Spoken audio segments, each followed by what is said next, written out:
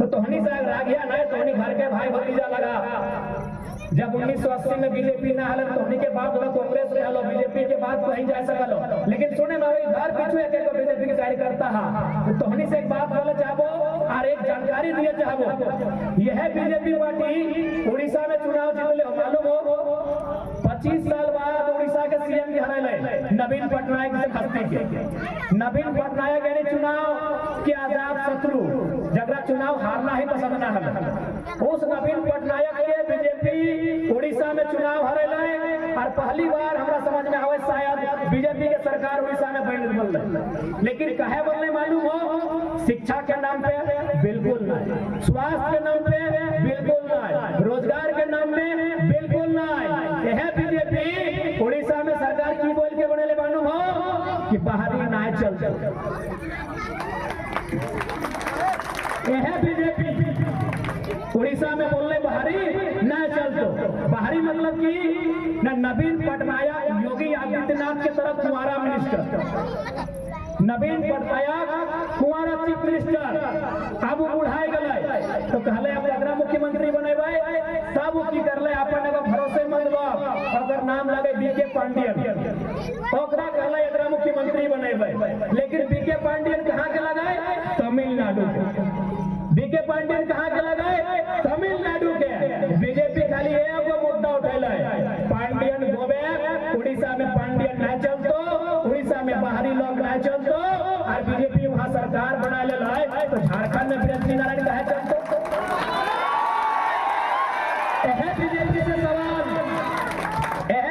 सवाल है कि झारखंड में बिरंची नारायण कहे चलतो, झारखंड में राज सिन्हा कहे चलतो, झारखंड में रविंदर पांडे कहे चलतो, झारखंड में संजय सेठ कहे चलतो, झारखंड में बीडी राम कहे चलतो। बताओ, यह बीजेपी के दोहरा नीति देख ले कि उड़ीसा में पांडियन नहीं चलतो, पांडियन है तमिलनाडु का, साउथ इंडिया का, उड़ीसा में नहीं चलेगा। तो झारखंड में बिरंची नारायण नवादा का कहे चलेगा? इसका मतलब क्या है कि झारखंडी मूर्ख है। मतलब तो यही है जे बीजेपी जिंदगी भर सरकार नहीं बना पाला, 25 साल से उड़ीसा में खाली एगो नारा में सरकार बना लेला, पांडियन नहीं चलता।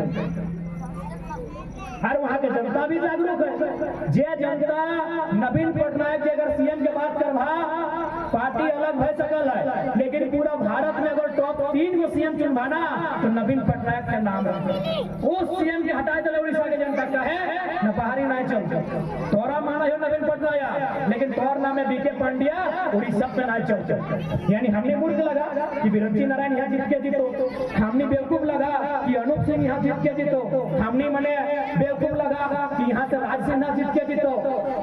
इसलिए आज अगर राजा अगला झारखंड के लोग तो देखिए रहा, चारों धार प्लांट, चारों धार factory, BSL, Dalmia, Vedanta, BPCL, IL, BTPS, CTPS, TTPS, ऐसा अनगिनत प्लांट खाली बोकारो में हो। जमीन का कर के लो बोकारो के वासी के एक को जमीन ना है। बीएसएल के प्लांट में 32-33 हजार एकड़ जमीन है।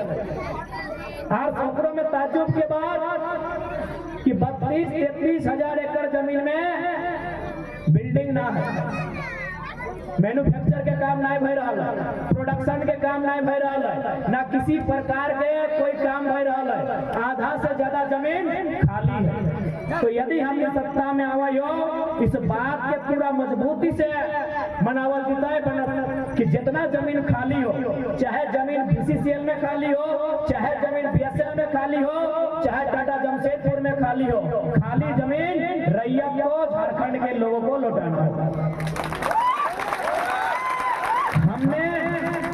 हमने जमीन दिया था फैक्ट्री लगाने के लिए, हमने जमीन दिया था प्लांट लगाने के लिए, हमने जमीन दिया था उस फैक्ट्री में, प्लांट में नौकरी पाने के लिए।